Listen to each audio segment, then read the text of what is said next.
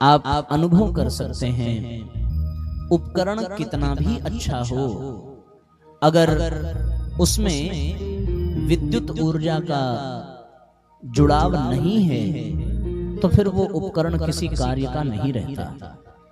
पंखा कितना भी कीमती हो, बल्ब कितना भी अच्छा ही क्यों न हो, पर उसकी विशेषता ही तब है जब उसका जुड़ाव विद्युत शक्ति से हो जाए, बिजली से हो जाए और उसमें बिजली प्रवाहित होने लगे, तभी उसका लाभ समाज को मिल पाता है। उसी प्रकार हम कितने भी अच्छे हों, हम कितने भी सुंदर हों, कितने ही स्वस्थ क्यों न हो, हमारे अंदर कोई कमी न हो, किसी बात की कोई दिक्कत न हो, कोई अभाव न हो, फिर भी हमारी सार्थकता तभी सिद्ध होगी जब हम भी शक्ति के केंद्र से, शक्ति के स्रोत से जुड़ने का प्रयास करेंगे। जब हमारा जुड़ाव ऊर्जा से हो जाता है, शक्ति स्रोत से हो जाता है, शक्ति के केंद्र से हो जाता है, तभी साथियों जीवन सार्थक होता है, तभी जीवन धन्य बन पाता है। हनुमान जी का जीवन भी सामान्य जीवन था, एकदम सरल जीवन था।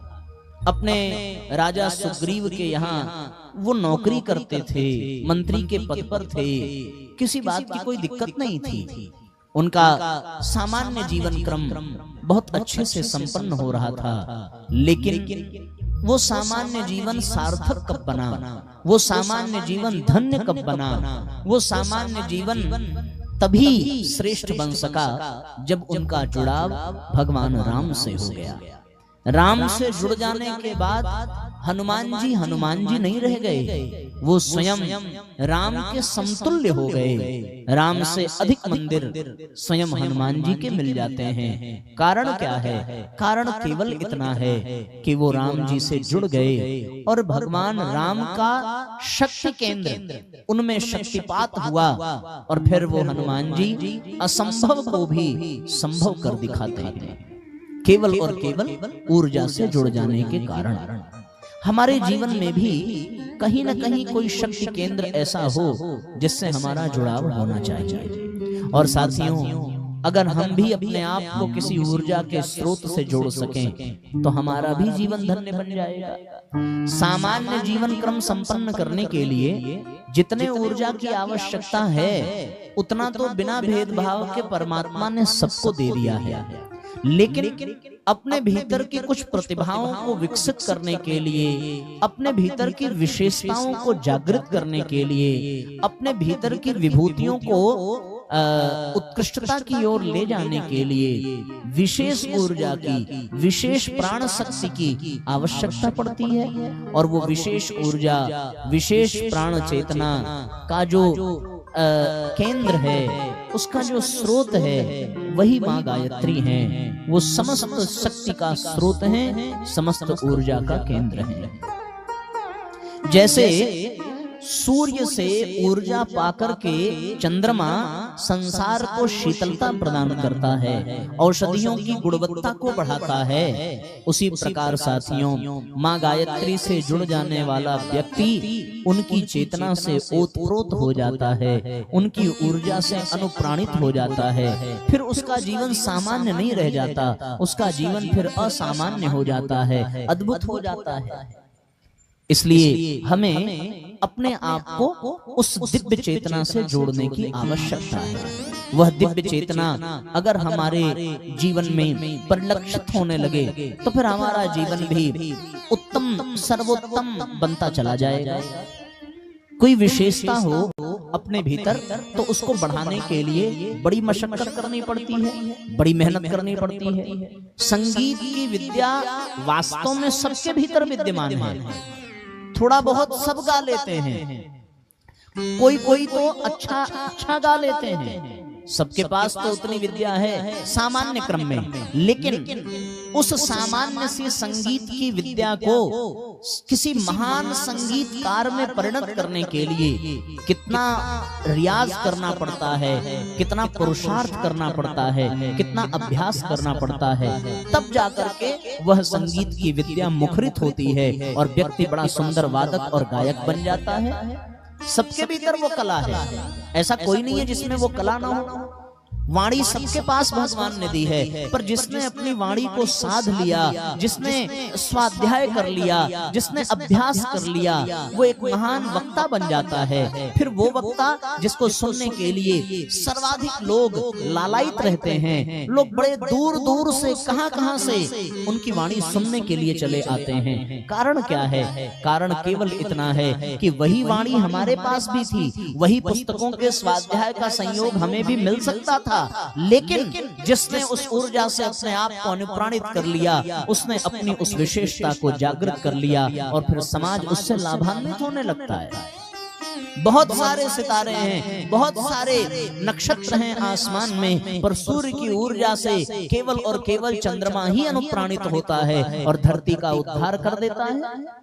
केवल और केवल इतनी सी बात है। शक्ति तो सबके पास है, पर सब में सुसुप्तावस्था में वो शक्ति विद्यमान है, उसे जागृत करने की आवश्यकता है। और थोड़े से मेहनत से, थोड़े से प्रयास से, थोड़े से पुरुषार्थ से अगर ये सिद्ध हो जाता है तो इसमें हर्ज क्या है? जीवन तो सबका बीत रहा है, जीवन तो कीड़े मकोड़े का भी बीत रहा है। नाली में, नापदान में पड़ा हुआ वो कीड़ा भी सांसें गिन रहा है, वो भी अपने जीवन को समाप्त करने की ओर आगे बढ़ ही रहा है, वो भी बाल बच्चे पैदा कर ही रहा है, वो भी अपने पेट का भरण पोषण कर ही रहा है। लेकिन उस नापदान के कीड़े को क्या पता कि किसी पुष्प में बहुत अद्भुत सुगंध भी है, बड़ा अद्भुत रस भी है। उस रस से तो परिचय केवल और केवल भंवरे को मिल पाता है, जो ऊपर उठना जानता है, जो ऊंचाई पर उड़ना जानता है। और उस ऊंचाई, उस ऊपर उठने की प्रक्रिया के लिए ऊर्जा की आवश्यकता पड़ती है। वो ऊर्जा जिसे प्राप्त हो जाए, वह चेतना जिसे प्राप्त हो जाए, वह फिर सामान्य नहीं रह जाता, वो असामान्य हो जाता है, उसका व्यक्तित्व अद्भुत हो जाता है। इसलिए साथियों, जीवन में गायत्री मंत्र की शक्ति से जुड़ना, गायत्री माता की उपासना से जुड़ना अत्यंत आवश्यक है, अत्यंत आवश्यक है। और मजे की बात यह है कि जोड़ने के लिए किसी माध्यम की आवश्यकता पड़ती है।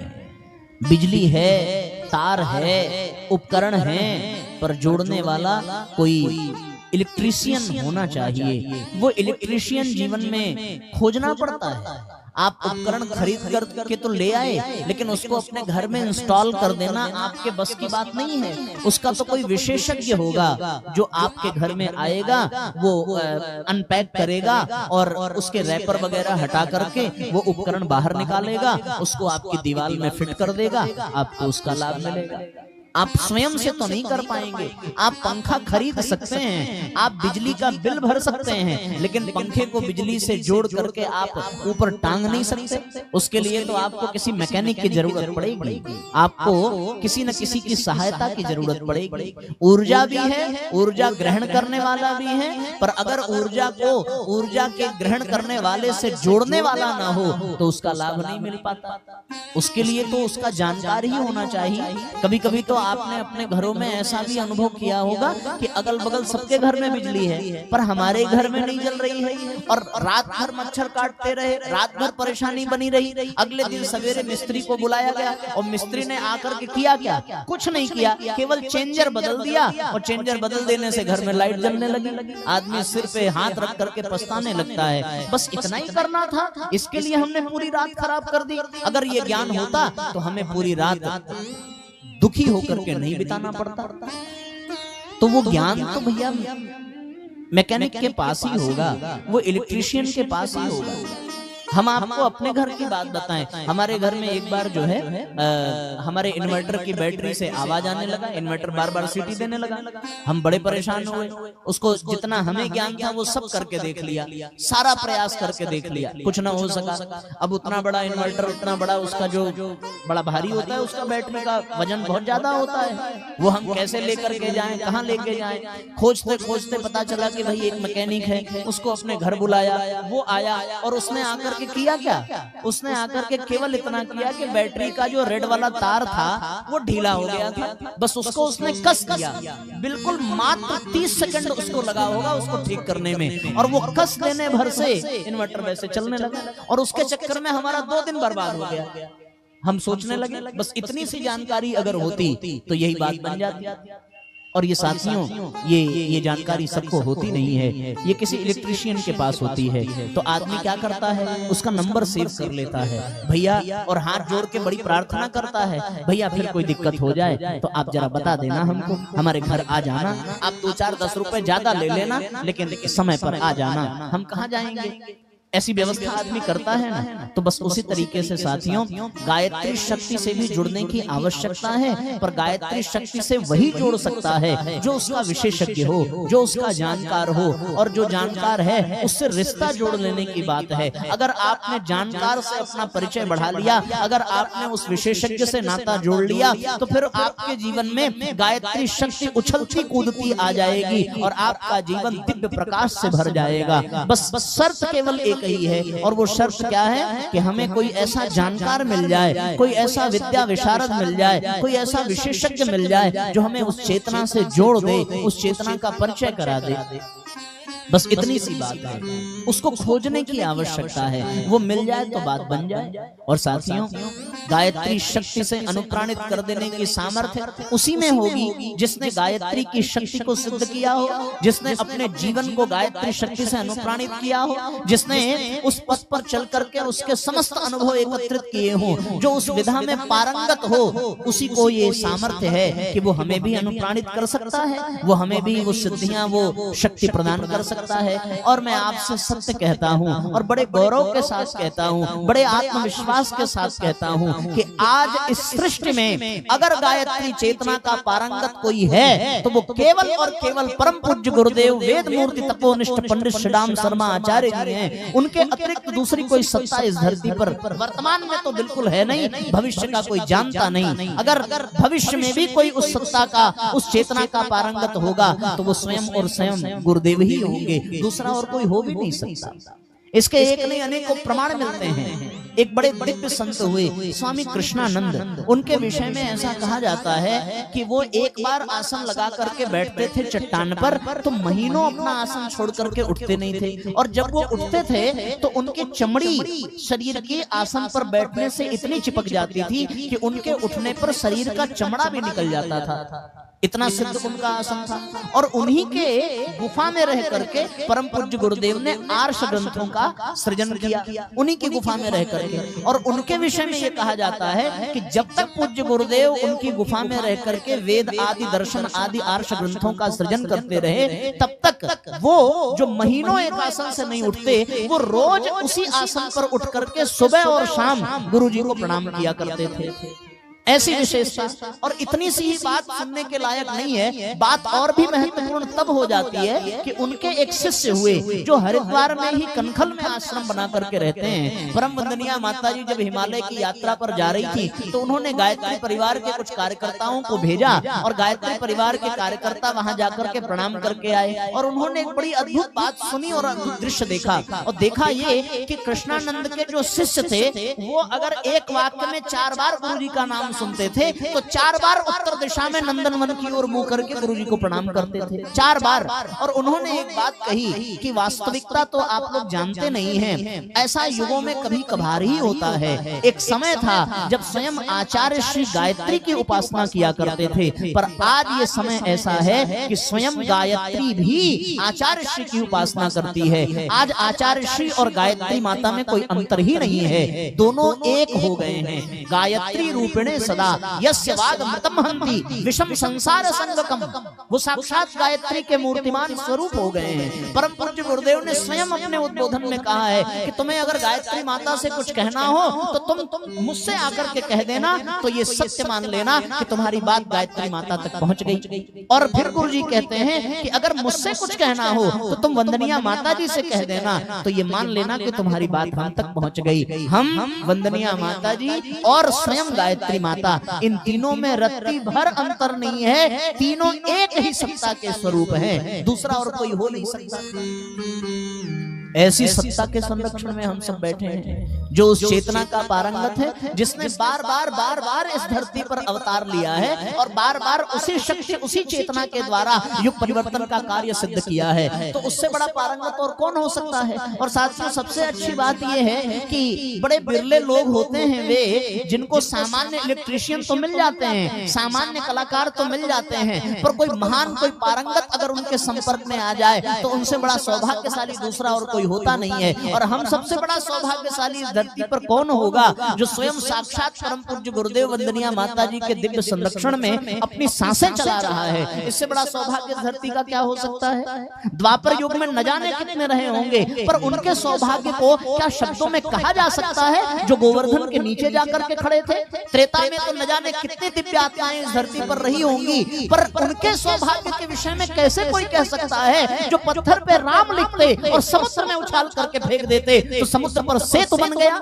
उनके सौभाग्य की गणना कोई कैसे कर सकता है। इस संसार में बड़े बड़े प्रतापी लोग रहे होंगे, पर उस गिलहरी के विषय में कैसे कहा जाए जिसने समुद्र में धूल झाड़ने का प्रयास किया तो राम ने अपनी गोद में उठा करके अपनी उंगली के हस्ताक्षर उसके शरीर पर लगा दिए। आज भी इस बात का प्रमाण मिलता है। गिलहरी के शरीर को आप देख करके देखिए, उसके सौभाग्य को कैसे कहा जाए, कैसे कहा जाए उस विभीषण के विषय में जिसने सोने की लंका का सर्वथा त्याग कर दिया, समस्त सुख सुविधाओं का त्याग कर दिया, पर अनीत के सामने झुकना स्वीकार न किया। उस विभीषण के सौभाग्य के विषय में क्या कहा जाए। उस नल आदि बंदरों के विषय में कैसे कहा जाए, जिन्होंने अपना घर, अपना परिवार, अपना स्वार्थ, अपना लोभ, अपना मोह, अपना अहंकार छोड़ करके अपने जीवन को भगवान के चरणों में समर्पित कर दिया।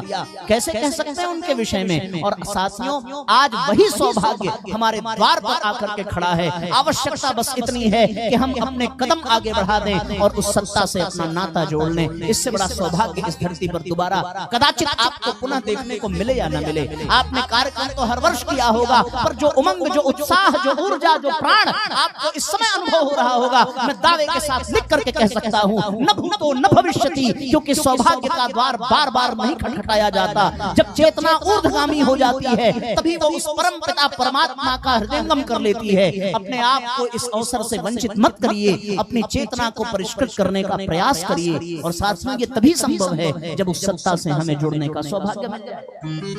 एक बार मिल जाए तो फिर बात बन जाएगी। एक बार मिल जाए तो दुनिया में कोई भी कार्य शेष नहीं रह जाएगा। एक बार ये सौभाग्य अगर जीवन में मिल जाए तो जन्म जन्मांतर की यात्रा सफल हो जाएगी। एक बार अगर ये सौभाग्य मिल जाए तो जीवन मरण के चक्र से मुक्ति मिल जाएगी। एक बार अगर ये सौभाग्य मिल जाए तो मनुष्य जन्म पाना सार्थक हो जाएगा। उस सत्ता से बस एक बार अपने आप को जोड़ने की आवश्यकता है। थोड़ा तो प्रयास हमको करना ही पड़ेगा, थोड़ा तो पुरुषार्थ दिखाना ही पड़ेगा, थोड़ा तो कदम आगे बढ़ाना ही पड़ेगा। वो तो बार बार कहता है तुम एक कदम बढ़ाओ, तो फिर हमारा एक कदम बढ़ाने पर उसने अगर एक कदम भी बढ़ा दिया तो वो तो एक कदम में सारी त्रिलोकी नाप देने वाले हैं। उनकी सामर्थ्य की तो क्या कहा जाए। एक हम बढ़ाएं और एक वो बढ़ाएं। जैसे हमने बढ़ाया वैसे उनका बढ़ेगा, और जैसे उन्होंने अपना कदम बढ़ाया वैसे हमारे समस्त त्रिलोकों का अस्तित्व ही उनकी शरण में आ जाएगा। ये सौभाग्य हाथ से जाना नहीं चाहिए। इसके लिए साथियों, अपने आप को सजग करना होगा, अपने आप को चैतन्य करना होगा, अपने आप को तैयार करना होगा। क्योंकि उनकी शरण को पा लेने वाला बहुत बड़ा सौभाग्यशाली होता है। ये जान पंक्ति है जिसे हम लोग बार बार गुनगुनाते हैं, आज उसे अनुभव करने की आवश्यकता है। उस शब्द को केवल दोहरा करके चुप मत हो जाना, केवल तालियां बजा करके शांत मत हो जाना। अब इस शब्द के भाव को अपने हृदय के गहराई तक पहुंचाने की आवश्यकता है। जब हम ये गुनगुना करके कहें, गुरु की छाया में शरण जो पा गया, उसका जीवन आनंद और मंगल से भर जाता है।